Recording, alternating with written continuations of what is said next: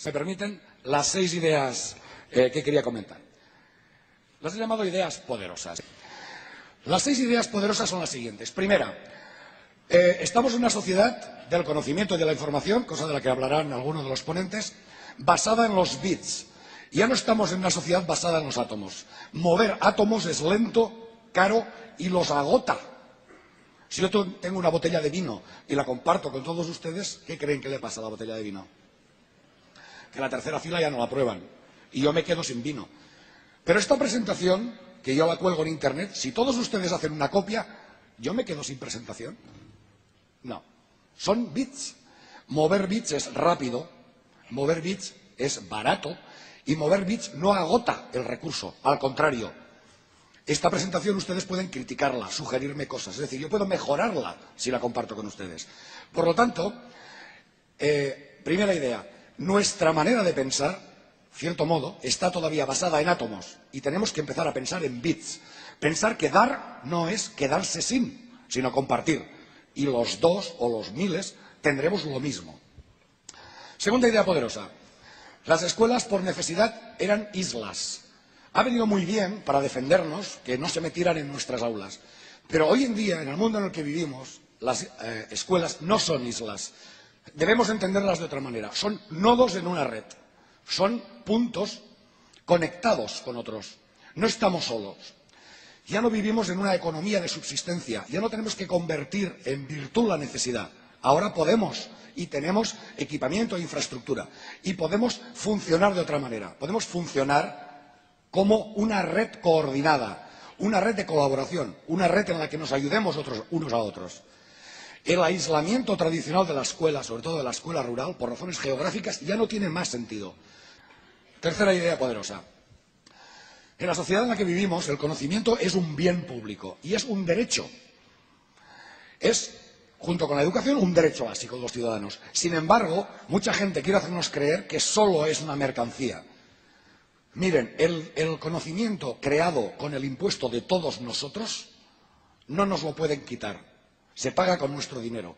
Nosotros pagamos universidades, pagamos centros de investigación, pagamos sueldos de investigadores, profesores universitarios, gente que escribe libros. ¿Por qué tenemos que pagar otra vez por ello? En una época en la que el libro y la imprenta era la única manera de transmitir conocimientos, de transferir información, tenía sentido. Si no había libros, no pagabas, no había transmisión. En una época en la que somos nodos en una red, en una época del bit, en una época de la electrónica y las comunicaciones, no tiene sentido que nos hurten ciertas empresas el conocimiento generado con nuestro propio dinero.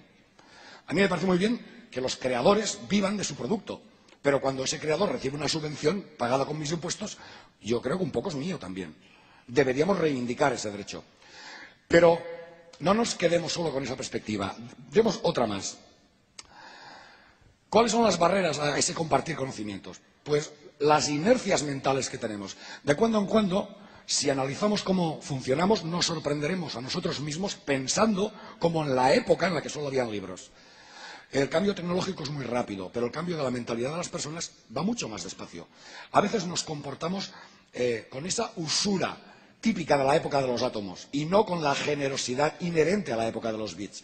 Las barreras no son tecnológicas, tenemos tecnología, son más de actitudes y son más de hábitos inveterados, hábitos que poco a poco van cambiando. Hoy en la mesa hay una buena muestra de iniciativas, de proyectos, de trabajos que cambian el chip, ¿de acuerdo? Que son esa nueva manera de pensar. Es más, no somos solo consumidores de productos, no solo somos usuarios de libros, no somos compradores de mercancía informacional. Todos nosotros somos creadores. ¿Se han dado cuenta hace un minuto? Una persona a su lado les podía enseñar algo que tal vez era interesante. Demos un paso más. El paso es no solamente compartir cosas, construyamos juntos cosas. Hace un momento hablaba con Pedro de una nueva palabra que se acaba de acuñar, que tiene muy difícil traducción, pero con todo el movimiento de la web 2.0, el software social, se está hablando de lo que se llama el crowdsourcing, es decir, la generación por la masa de las cosas. ¿Conocen la Wikipedia? La Wikipedia tiene cosas buenas y cosas malas, pero es un experimento social precioso de cómo personas que no se conocen pueden colaborar a un fin. ¿Se imaginan una Wikipedia escolar pensada con mentalidad docente dirigida a alumnos? Porque no existe. En esta sala sobra talento para hacer esa Wikipedia escolar. Seguro que hay un grupo de profesores de matemáticas, otros de historia, otros de primaria, hay gente de infantil. Tenemos la tecnología, tenemos las ideas.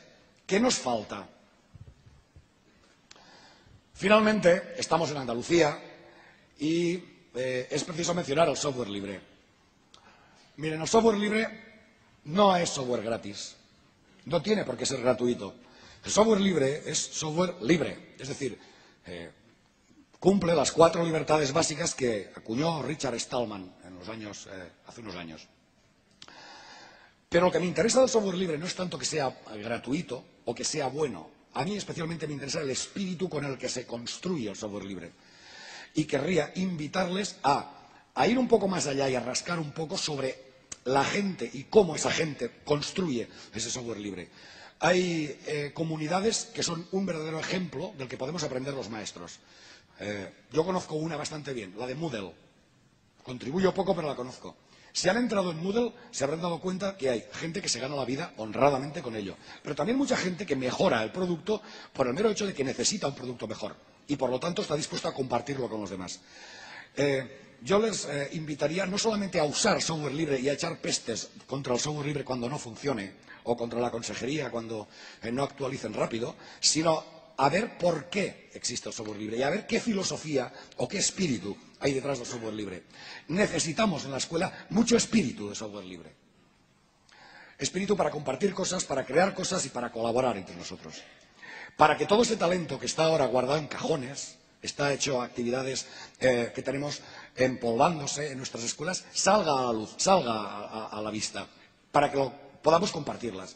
Y todos seremos muchísimo más ricos.